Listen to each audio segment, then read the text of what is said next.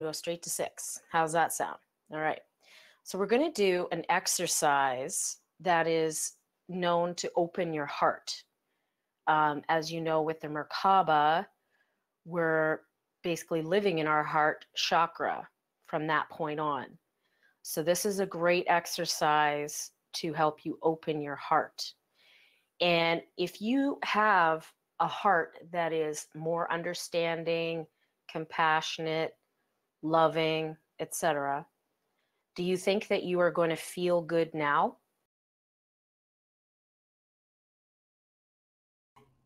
Yes. Exactly. Okay, so even though this is probably going to seem really cheesy and dorky to you, I assure you that these exercises are really going to change who you are and your manifestation practice. Okay, so get out a sheet of paper and we're going to do this exercise. It's called the I love you exercise. All right, so you are going to write down different statements that people have made to you. Could be anybody, your parents, your teachers, classmates, coworkers, anyone.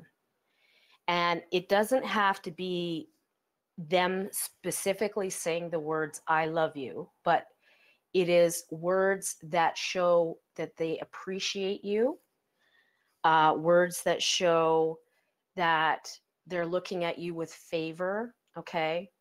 So they say something like, boy, you're so kind, or I really like the way that you talked to Joe. That was very compassionate, wonderful. If they say stuff like that to you, they're not technically saying, I love you, but they are showing appreciation for you and they are expressing it, which is very important. So you're going to spend 5 minutes writing down everything you could think of from your entire life, from as young as you can remember until present day, about statements that people have made to you that were positive statements about you. Okay? Now, what if you are doing this exercise and you get just a real quick memory flash of somebody being not quite so loving? Well, get out a second sheet of paper and write that down. Just really quickly write the memory down, but we're going to deal with that separately. Okay, so on the first sheet of paper, you just want the I love you statements that other people have made towards you. If something comes up, don't try to think of something, but if something comes up that is not so loving, write it down on a different sheet of paper and we'll deal with that afterward. Okay? And we can stop the recording for this because it's going to take about 5 minutes. And if anybody wants to talk in chat, you could talk in chat. Okay? So you don't have to do this silently or anything, but try to focus mainly on the exercise. All right? Is everybody clear on the instructions? Yes. All right, and we will begin.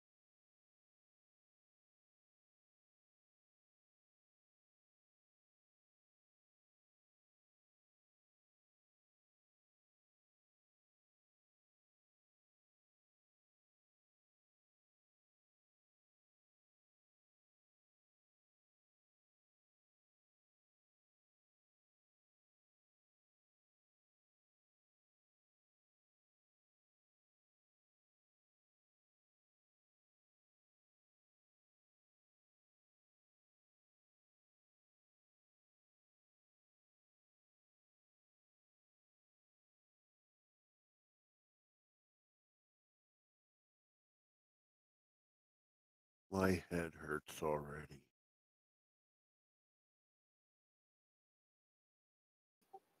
Well, you can stop now. It's 5 minutes. Okay, we'll start the recording again, or if it's still running, then that's where you cut it. All right.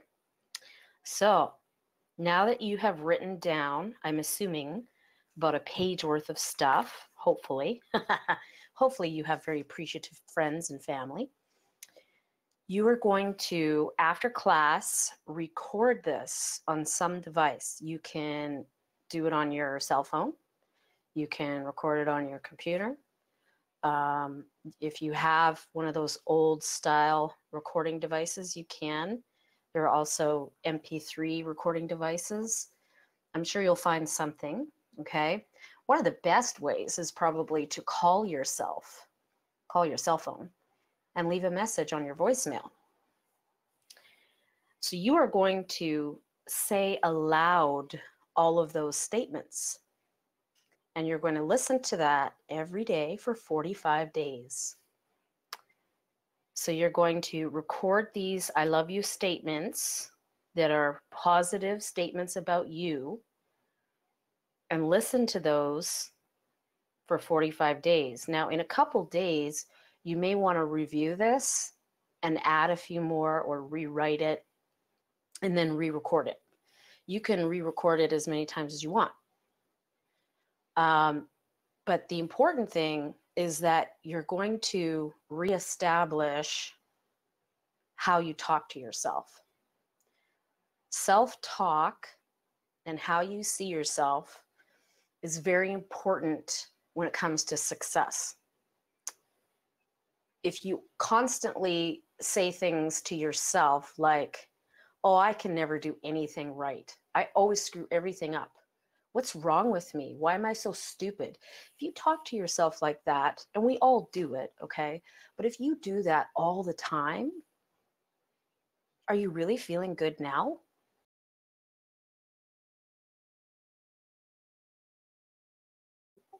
Okay, so everybody after class is going to do the I love you statements. Now, did anyone get a not so loving statement, a memory that just kind of came up during the exercise of someone saying maybe something critical about you? No. Yes, actually, just what you mentioned about with you're not, worthy, for lack of better terminology.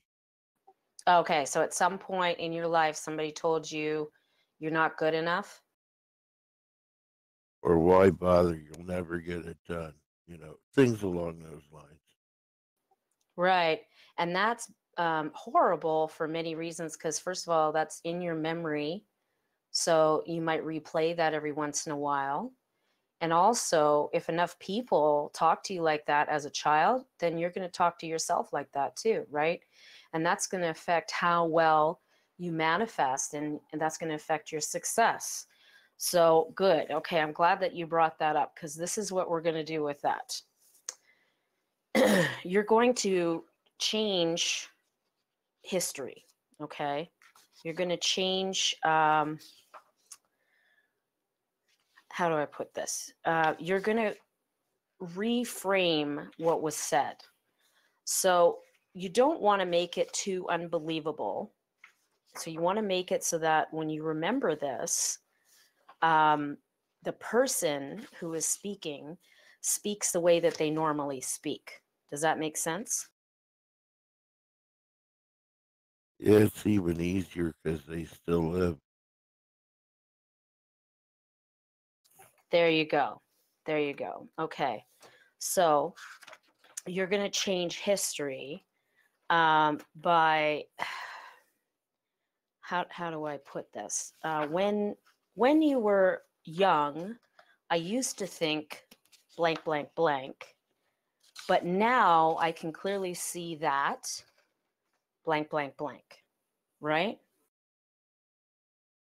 So for example, Michelle, when you were a child, I was always mean, and critical. But now I can see that as an adult, you are super talented, hardworking, and loving. I love you, and I'm so proud of who you are today. So in the beginning part of that, you're going to make it the way they normally speak. If they're gruff, if they're blunt, okay, make them sound blunt. But always start with before, when, and then they say what they say. Before, when you were a child, or 10 years ago, back in the day, and then what they said. But then you follow it with, but now I can see, and it's going to be something positive. And that's changing. You're getting into a time machine. That's changing history in your memory, because what you're doing is you're making it believable, because they're going to talk the way they normally talk. So the realistic part of you, the realistic part of your brain, is going to believe it.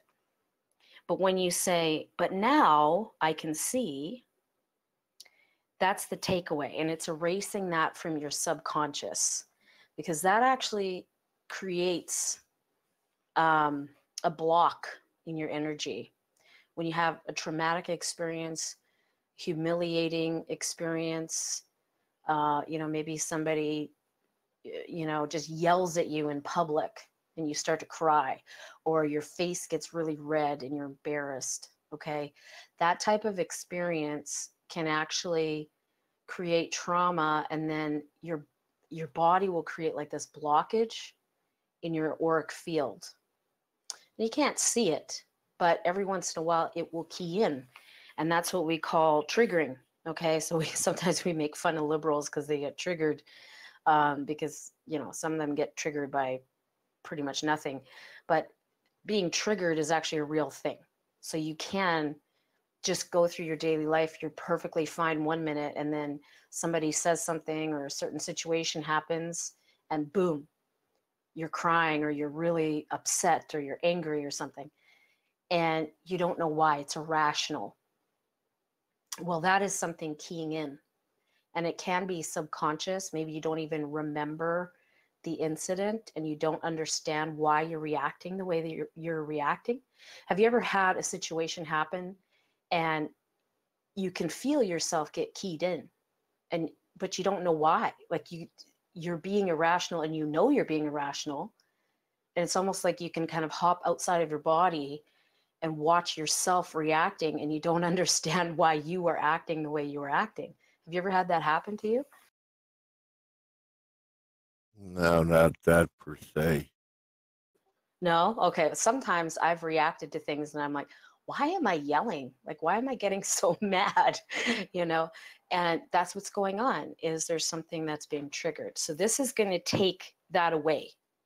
And if you have a blockage of energy because somebody told you you weren't any good, or you weren't going to amount to anything, this is going to take that away.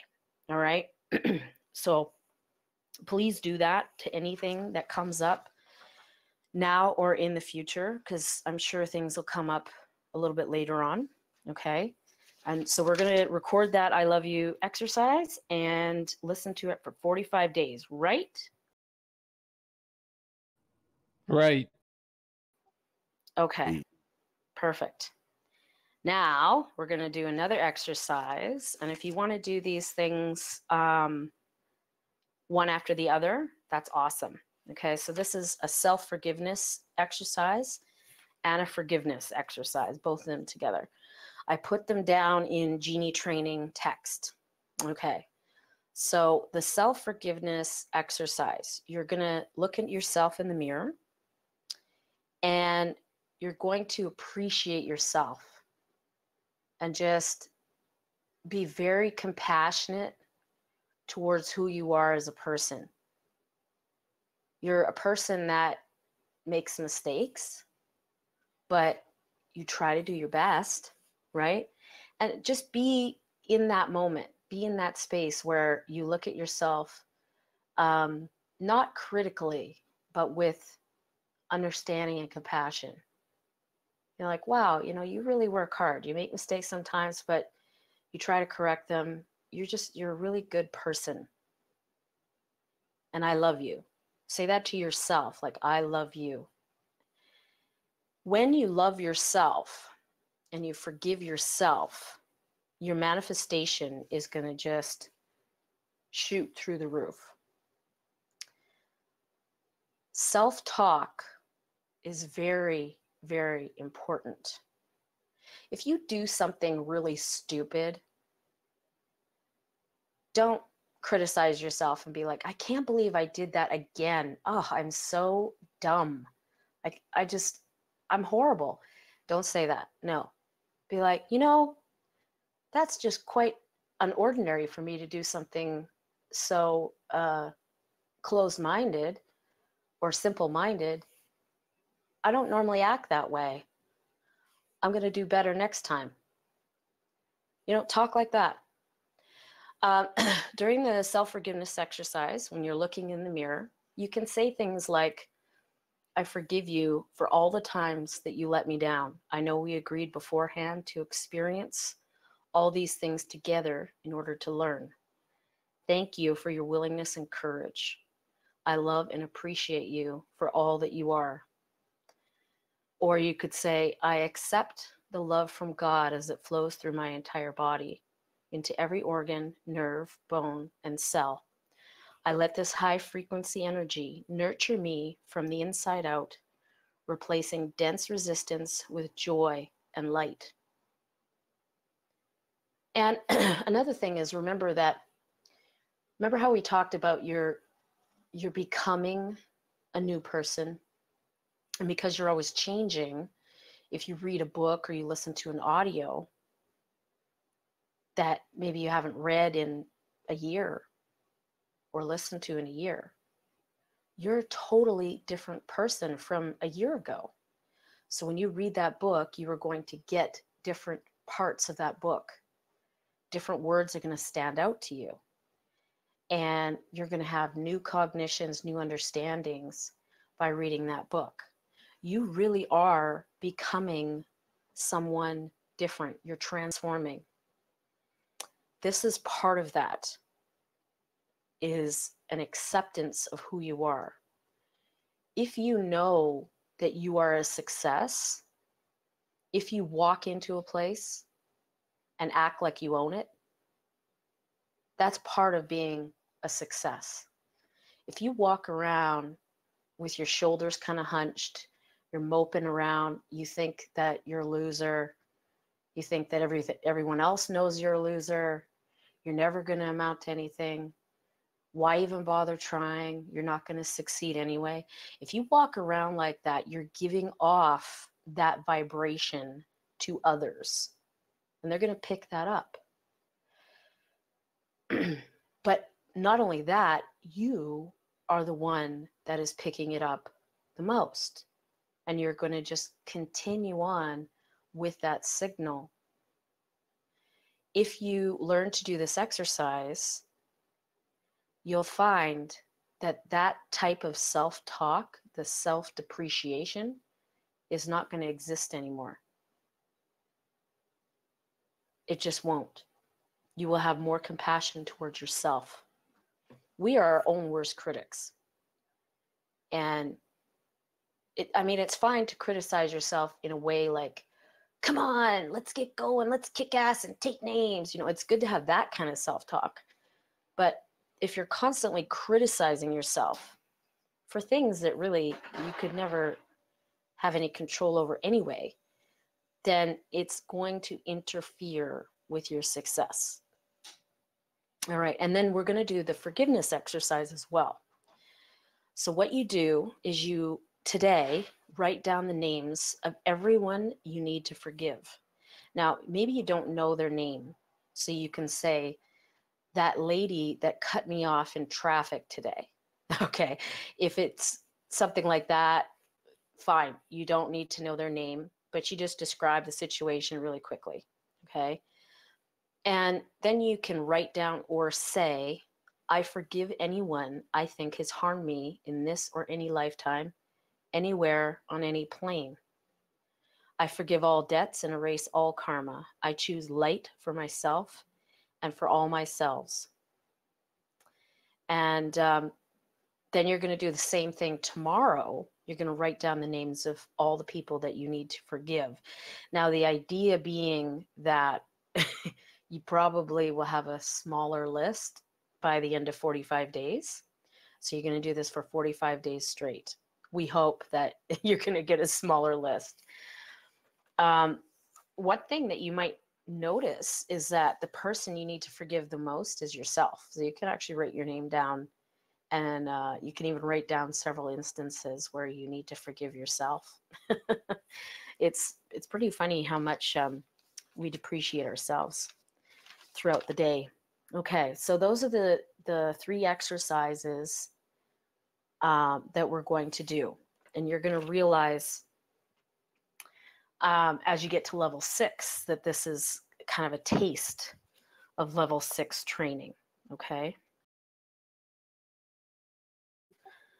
Okay, so now I would like to talk about the higher self and questions that you're going to ask.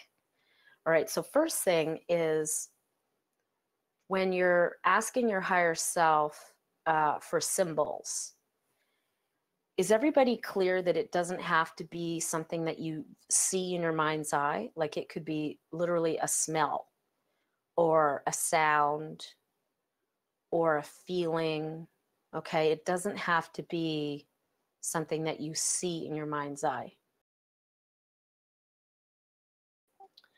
So, and just be patient, use the audios that I provided, and just sit and wait for your higher self to speak to you, and actually ask your higher self to work with you. You don't have to do it like right then and there. You can ask throughout the day, and even ask before you go to bed. Higher self, can you please show me my symbols? And if you've been doing it for a while and you still haven't gotten anything, then what you can do is you can actually pick symbols yourself and say, higher self, I would like you to speak to me in this way. This is my symbol for yes. This is my symbol for no. And this is my symbol for neutral. And then you establish that, that talk. Okay. I think it's important to understand that your higher self is a version of you that is directly connected to God. When we look at the 5th dimension from where we are now in the 3rd dimension, the 5th dimension is what we think of as heaven, at least in the traditional sense. So if you look at the 3 major religions, you have Judaism, Islam, and Christianity. They all have a version of heaven, okay? That is the 5th dimension. Some other religions also have an idea of heaven. For instance, you have nirvana, things like that. That is also the 5th dimension. So in our limited human understanding, 5D is the best place you can go, but it really isn't. There's just so much more. There's so many higher realms to explore than 5D. But 5D is what we think of when we think of heaven and God. So when you look at our higher selves, because our higher selves launch from 5D, that means that to us, our higher selves are God. Not really, but that's actually, like, to us, that's how we see it. So your 5D self, your higher self, is directly connected to God. So you're establishing this wonderful connection that is going to give you a plethora of information. It's going to give you more compassion and understanding. And of course, God is a creator, so it's going to help you in your creation, when you're creating things, in your manifestation. That is why level 2 is so important, is because that's establishing that connection. So, because you're establishing a connection that is that awesome, it's going to take a little bit of work. And it's okay to put in some effort in communicating. And as you can probably understand, your human self and the way that you think and communicate is much, much different than a 5D version of you that sees things much differently. So it might be a little bit difficult at first to establish a connection. And that might be why you're not getting anything in the beginning. And it's perfectly fine. Okay. The reason why we don't automatically have that connection to the divine is because we are evolving. What has been passed down to me from many sources is that God in the beginning wanted to know itself. But how do you know what you are if you're everything? So God decided to divide him or herself into little bitty pieces, all God. But some of us are male, some of us are female, some of us are tall, short, rich, poor. You get the picture. And because we all have different experiences, we are adding to the data set so that God can figure out who God is. Because God is going to know what God is not if there's, for example, evil. Because God can say, well, that's not me. I'm not evil, right? But evil is actually just an illusion. There's really only God and not God.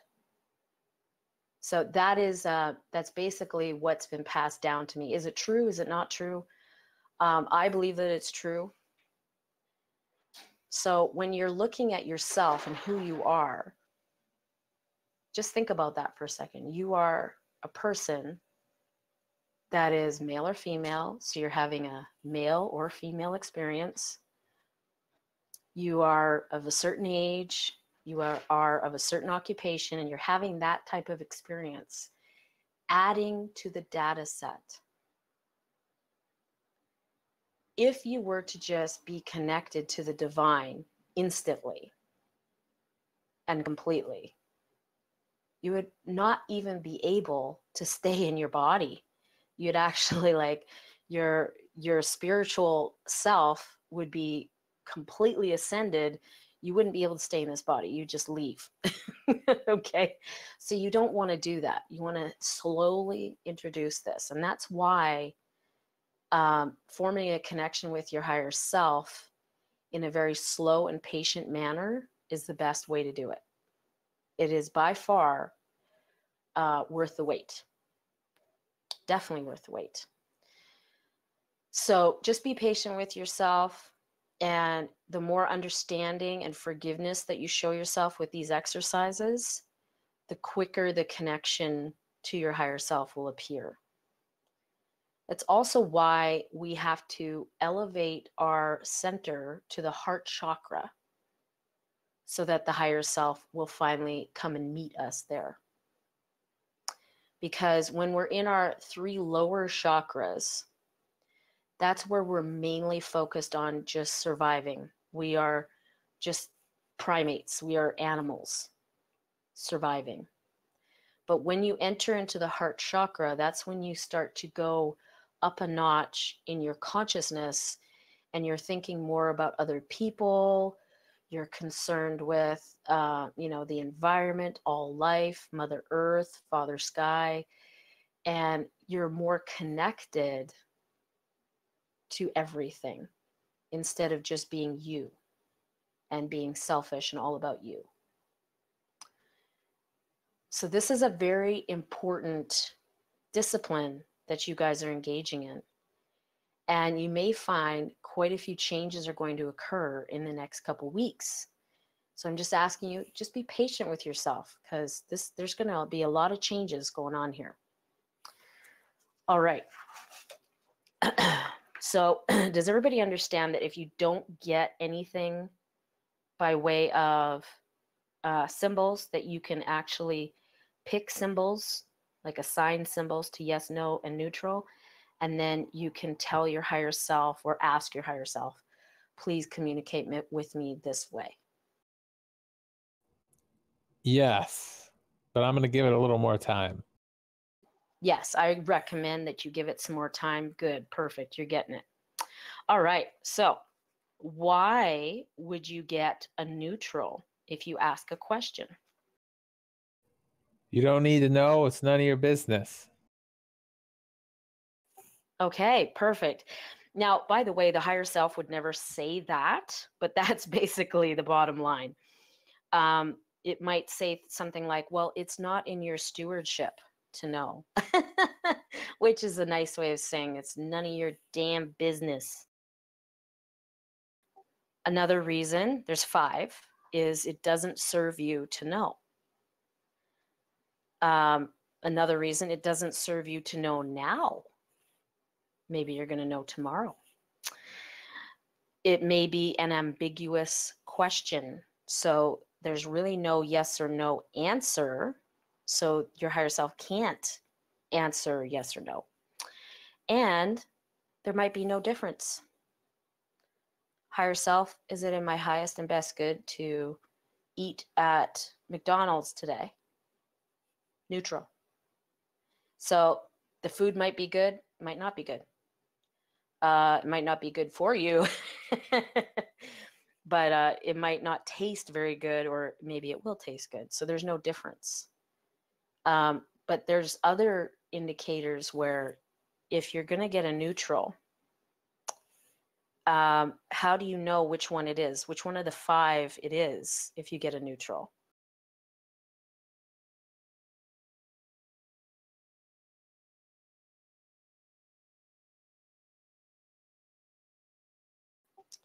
You should ask more questions. Like, is this an ambiguous question? And then if you get a yes, okay, well, then you have to ask your question in a better format, right? Makes sense. So if you get a neutral, the next step would be to ask, well, why am I getting a neutral? Is it because there's no difference in the response? And if you get a no, then you know, okay, well, it's not that there's no difference. So maybe I'm being silly in my questioning and I'm not asking the right question. So you can say, am I asking the wrong question? If you get a yes, then you have to ask a different question, right? Okay, now another thing is, don't ask questions in order to make a decision. Now, you are a 3D being, and we think in a 3D way. So I'm going to try and change your paradigm here. We're going to switch to thinking more 5D as time goes on, and this is a gradual process. So for example, okay, you might ask a question like, is Susie going to the party? And then if you get a yes and you don't like Susie, well, then you're not going to go to the party, right? Well, okay, no. Don't ask that question. You ask higher self, is it in my highest and best good to attend the party? That's the question you ask. Don't ask a question in order to make a decision, because even though Susie is going to the party, maybe she is going to take you aside and ask for your forgiveness, right? I mean, there's all kinds of things that could happen that just because Susie's there, maybe you'll never see her because she's downstairs and you're going to be upstairs. So don't think in the way that, okay, well, I'm going to be a 3D person here. I'm going to ask a question and my higher self is just my secretary. So my higher self is just going to tell me the facts. No, your higher self is so much more. He or she can indicate to you the best course of action.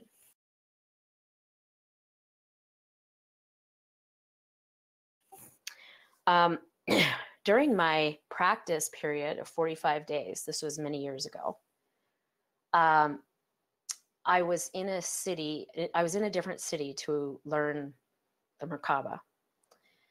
And I was a few hours drive away from my mother, who was with my stepdad at the time. And she still is, by the way. So I didn't really like my stepdad.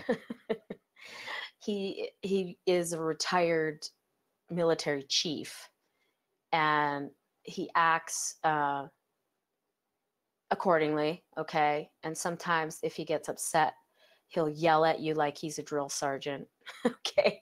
Stuff like that. So he was acting kind of immature a lot of the time, and I really just didn't want to see him after spending all day in class and then driving several hours to go see my mom, and then have to deal with him and then drive back a few hours so that we could make it in time for training.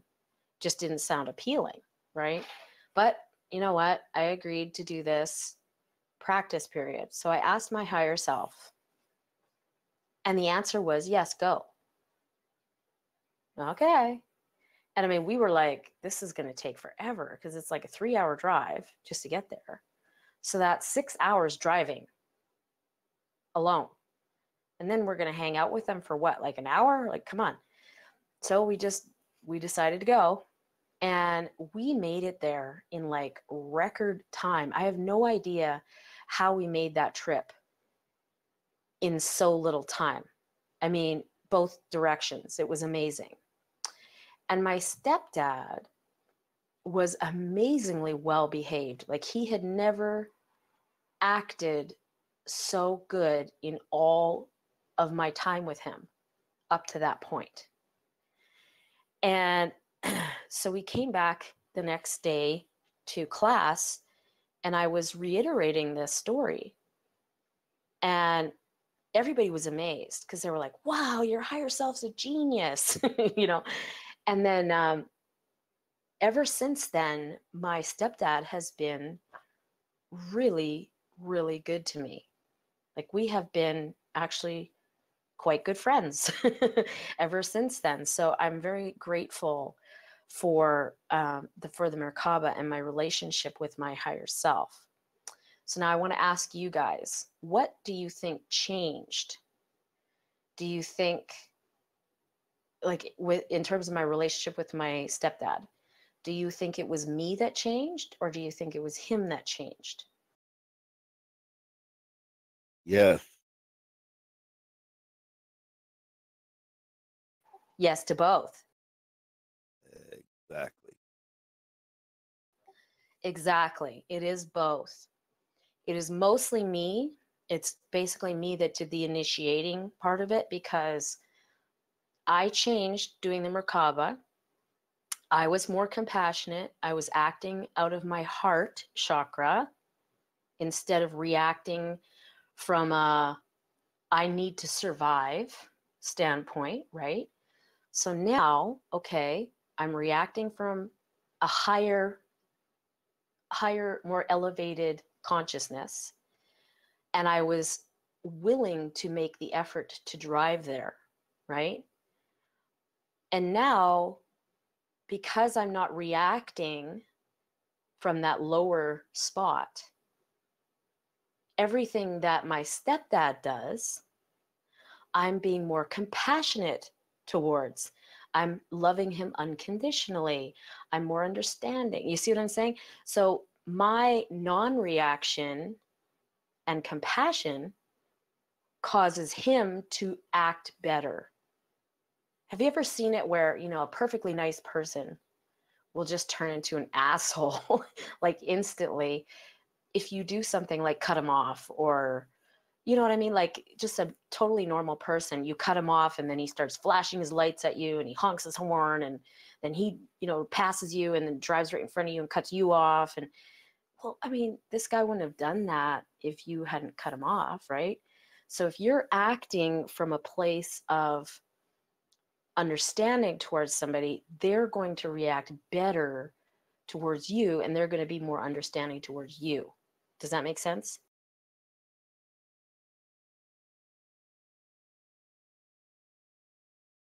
Yep. Okay, now another thing about 3D understanding versus 5D understanding is how you ask your questions or what words you choose to use. Like, where did my stuff go?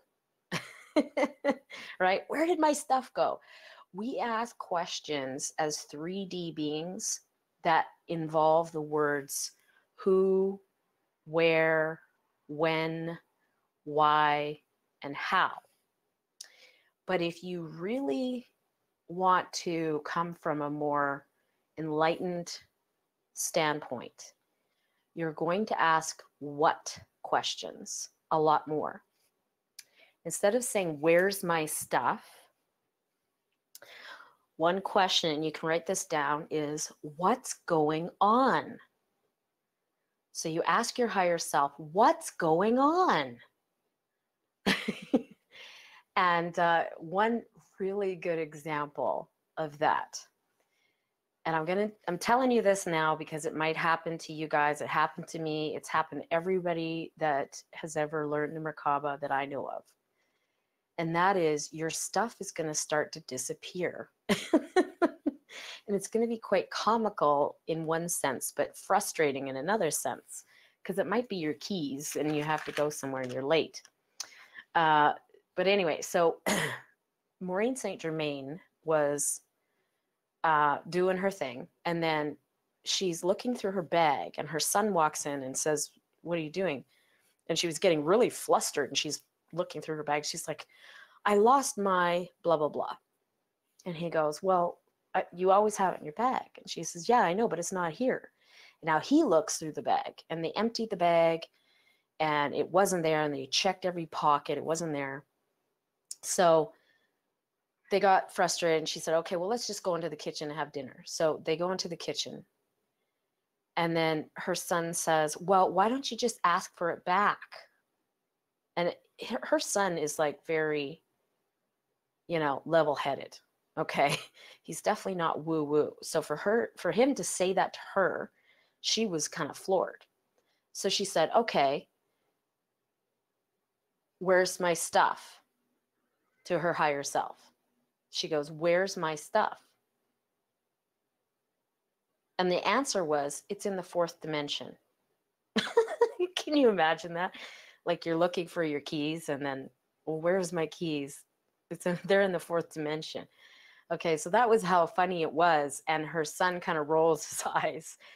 And she says, well, if my blah, blah, blah is in the fourth dimension, I want it back. And that's all she said, right? So they ate dinner.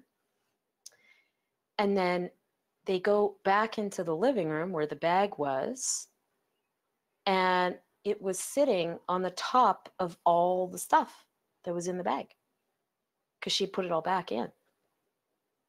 And there it was. So this kept happening like over and over, and witnesses would be there. Like she wasn't imagining this. It wasn't like she didn't look for it carefully enough. It was really missing. And then it really reappeared. Well, this kept happening. So eventually she stopped asking, where's my stuff? And she started asking the question, what's going on? So her higher self answered her to this new question and said, you were in the fourth dimension when you put it down. Oh. So you're traveling between dimensions. With your Merkaba activated, you're going to be going into the fourth dimension once in a while and then coming back into 3D. And then you might be going into the 5th dimension and coming back to 3D. So if your stuff goes missing, just ask for it back. But you can ask your higher self, what's going on? And you'll probably get the same response. Now, the same thing, by the way, has happened to me many times. One time, have you ever had just a frustrating experience looking for something out of a suitcase? And you end up, you open the suitcase in a huff and you grab some clothes and you start throwing them over your shoulder, like you're just making a big pile of clothes behind you. Well, that's what I did. And I was looking for this thing and looking for this thing. So I had this big pile of clothes sitting on the chair in the living room, and I couldn't find it. It was not in my suitcase. And so my wife at the time, she said, well, maybe that's just like what, Maureen St. Germain has been experiencing, and your stuff is missing because it's in the 4th dimension. So that became like a household joke. Like, well, where is that? Where, it's missing. What did you do with this? What did you do with the remote control? Well, it's in the 4th dimension.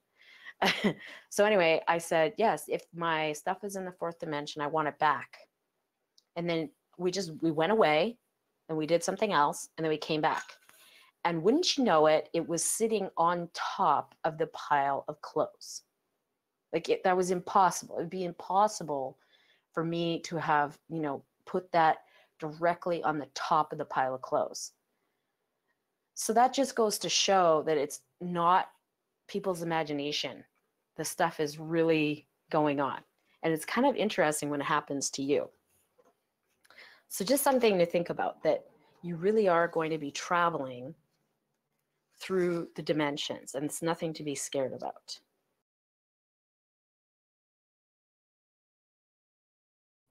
Sounds good. Okay, I want you to be thinking about also that even though you are now forming a connection with your divine self, you are not better than anyone else. Okay, you're actually equal to everyone else. It's just that you're of a higher calling. Okay, it's like you're Lewis and Clark, and you're on the edge of the cosmos of exploration. And they did a lot of things that were probably quite scary at the time, to them anyway, but they had the full backing of the United States government. And you have the full backing of the cosmos. You are backed up by some very high beings. So just fear not as you tread. Something else to go over too, because this is the first time I've ever done the training on the internet online. So it's kind of weird because I usually do everything in person.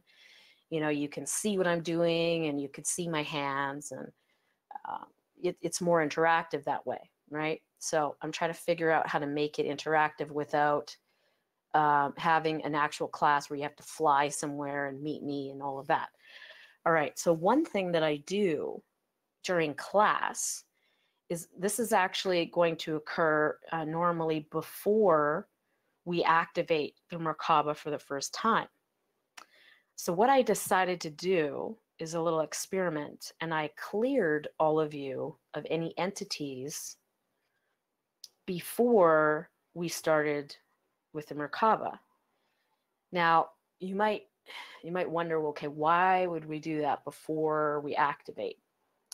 All right, well, when you have your Merkaba and it creates that field of energy that looks like a flying saucer, it's actually an impenetrable field around you, and only things that you choose to allow in come in.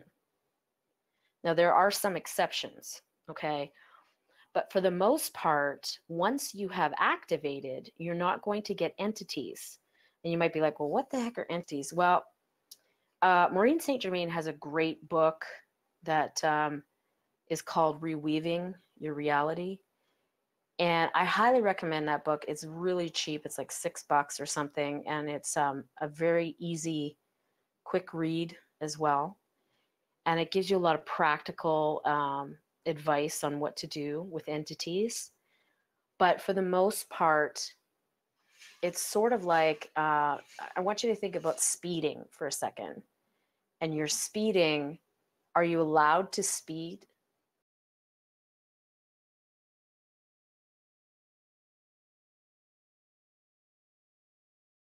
Is it legal to speed?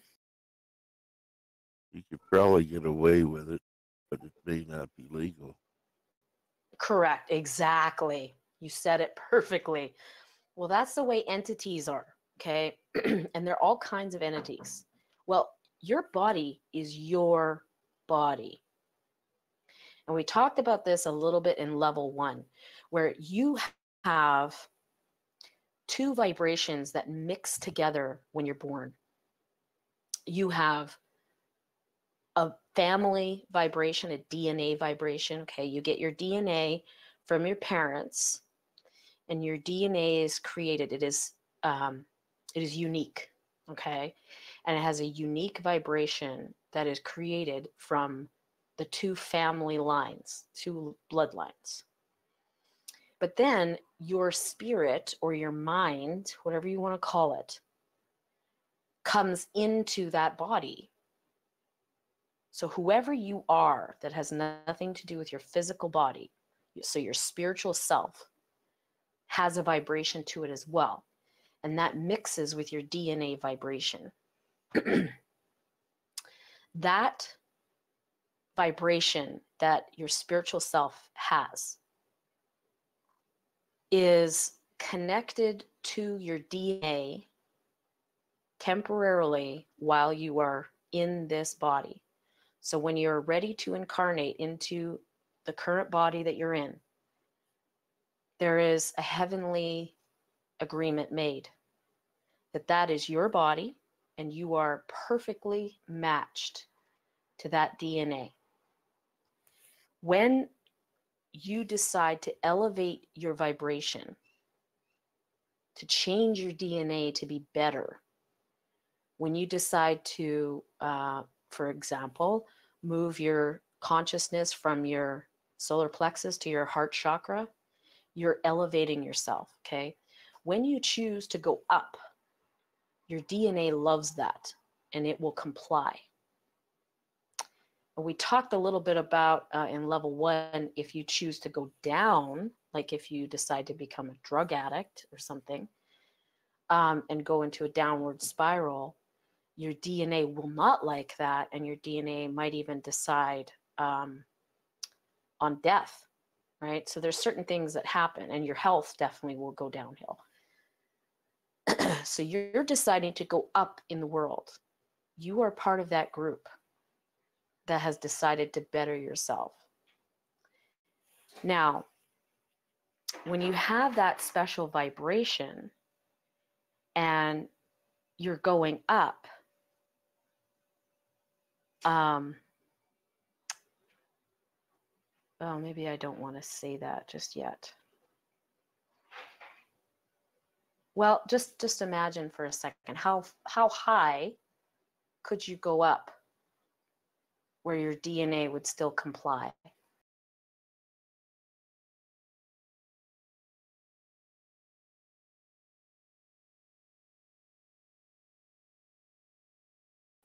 Yeah, that was too much. Okay, I don't want to go into that. But let's talk about entities. So you are perfectly matched to your body. Who you are is perfectly matched to your DNA vibration. Is another entity, another spiritual being connected to your DNA?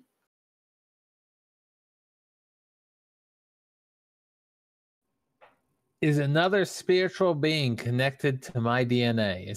That's the question? Yes. What do you think? Well, my higher self is something of that, isn't it?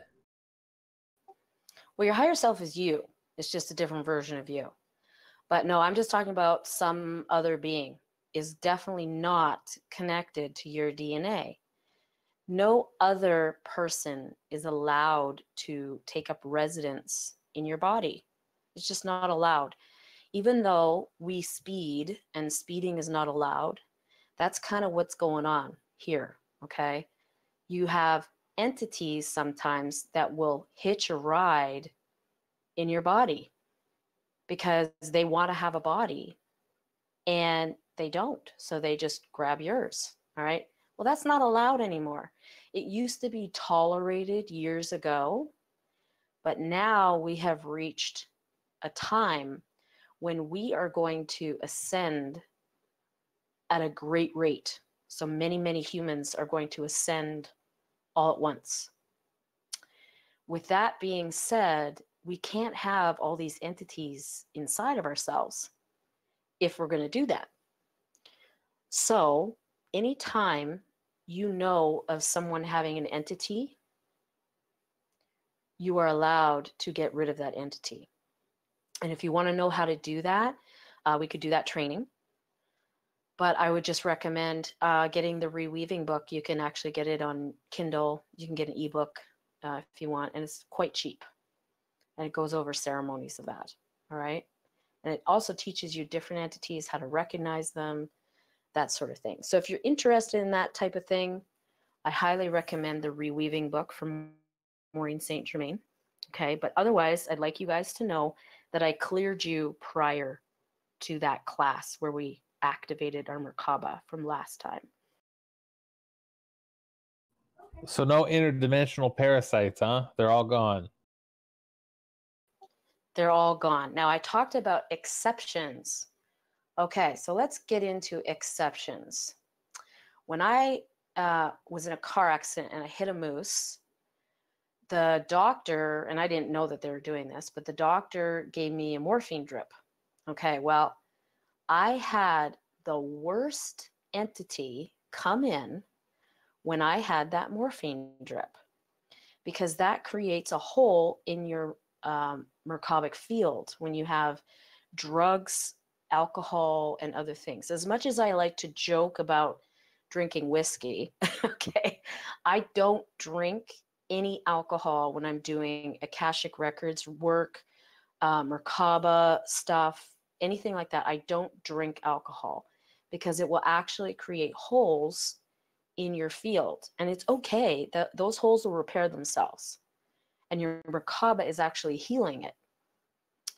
But why would you try to build your dream home and do all the renovations during the day and then take a sledgehammer at night and poke some holes in the wall that you just built, right? It doesn't make any sense. And you're not going to make any headway.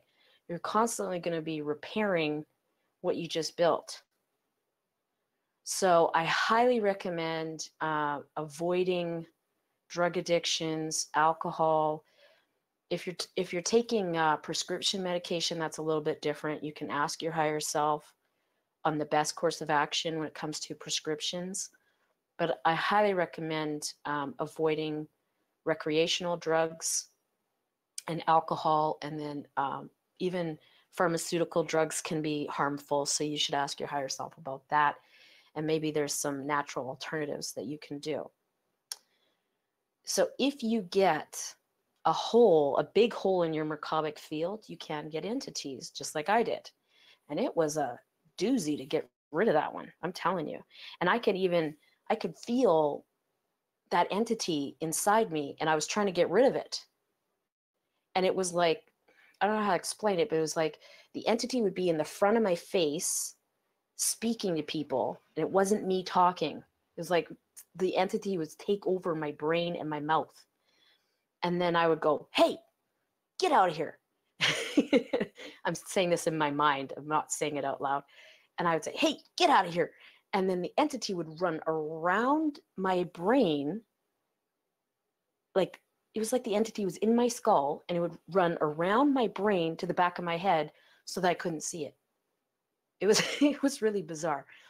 So that entity was a doozy to get rid of. I had to get a team of people that were trained in that to get rid of it for me because I couldn't get rid of it myself. Okay, so Anyway, we got rid of entities before class. Now, another thing that can create a stop is if you have sexual relations with a person who has entities, then you can actually get them as well. And you might do a clearing after that. So what do you think you should do? I mean, assuming you're not already married, what do you think you should do before engaging in that type of relationship with a new partner? I don't even have to answer this one. Yeah, I don't think you're going to ask your higher self for permission to make love to your wife. But for anybody else entering a new relationship, you should probably ask whom? Your higher self. You got it. Okay. It's probably best to ask the question in a time when you're not with that person. Okay. Don't ask the question like when you're making out with that person. All right. It's probably not going to go over too well if the answer is no.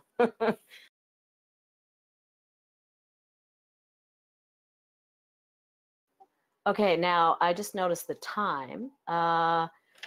Are people good to continue, or should we do this next class? It's all up to you. Okay, well, we could go a little bit more into this because I want to get into some of the fun stuff. Now, what can we do with the Merkaba? Okay, well, I already talked about how it acts as an impenetrable barrier for things like entities and so on and so forth. The Merkaba is not a shield. It's not protection, okay? But it does act similarly because your higher self is going to take you out of the situation of danger altogether. So instead of like being in battle and there's arrows coming at you and then you take your shield and you put your shield up and block the arrows, your higher self is going to let you know that war is about to break out over there. So now you're going to go over here and avoid all of the arrows completely. Does that make sense? So it's not a protection, and you are not to think of it as a shield of protection, but it is going to take you away from harm, if that makes any sense. With that being said, we're going to talk about programs because we don't want you to program your Merkaba with the idea that it's a protection, because it's not. It is not a shield. Okay, so programs are really cool. This is going to turn you into wetware of a sort. Programs, there are all kinds. Now, when you want to write a program, you can write a program, okay, but what do you think you should do, or who should you ask if it is appropriate? Your higher self. Yeah, okay, you're getting it. So you want to do this after your 45 days of practice are over, okay, and you know that you have a clear connection with your higher self. And by the way, when you're asking questions, don't ask predictive questions like, is that light going to turn green by the time I get to it? Or is there going to be a text message from Joe on my phone when I go to look at it next? Okay, those are predictive questions. And you're asking them presumably to see if your higher self is worth listening to, okay? That is not correct, and you're actually going to completely screw up the whole thing if you do that. Instead, you ask unimportant questions like we talked about, and that is going to form that relationship of trust with your higher self. Like I said with my father-in-law, or not my father-in-law, my stepdad, it turned out great, okay? And I have my higher self to thank because otherwise I probably wouldn't have gone. Okay, so programming is really, really fun.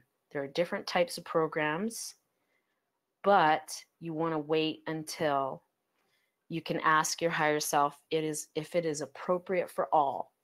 Just say, is it in my highest and best good to program my Merkaba to, and then you say the Merkaba program that you want to make. Or is this appropriate for all? That's another question that you can ask, okay? So we are going to have some startup programs. Now, the startup programs, almost always you get a yes. There's very rare opportunities where you're going to ask your higher self if this is appropriate and you're going to get a no. I got a no the first time I went and did this because I was not actually doing the Merkaba exercise correctly. So I got a no, but I got a yes the next day because I corrected the problem, okay? So I would say that you should ask your higher self to, if it's appropriate to program this. But a startup program is basically, you know how if you have a big company and there's a lot of people on computers, like in cubicles, and if you have like your sign-in name with that company, you could go to any computer and sign into any computer, and then it'll have all of your startup programs on the desktop. That's sort of like what's going to happen here, okay? So these are going to stay running all the time unless you forget to do the Merkaba practice and your Merkaba stops spinning, and then you're going to have to reprogram it to do this. Okay, so what you do is you're going to ask your higher self if it's appropriate